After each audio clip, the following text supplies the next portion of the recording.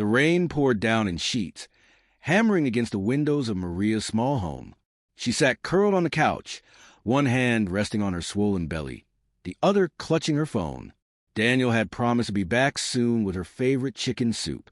She smiled at the thought of him fussing over her cravings, but the smile faded when the phone rang. "Mrs. Alvarez?" The voice was heavy, hesitant. "There's been an accident. Your husband—" "I'm so sorry."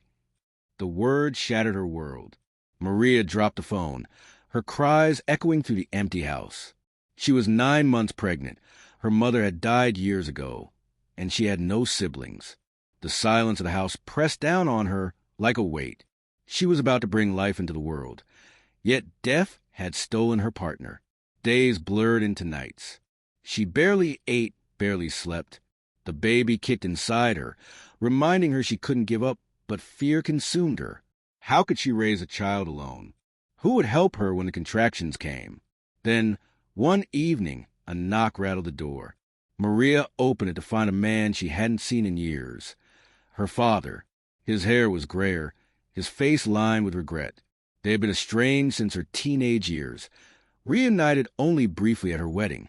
Now he stood before her, eyes filled with sorrow. "I heard about Daniel," he said softly.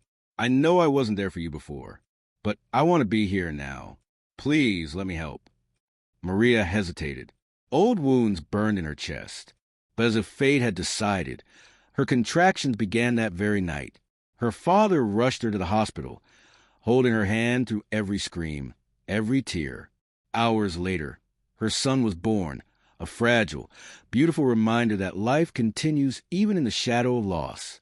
Her father cradled the baby, tears streaming down his face. "I'll help you raise him," he whispered. "I'll be the grandfather he deserves and the father you need.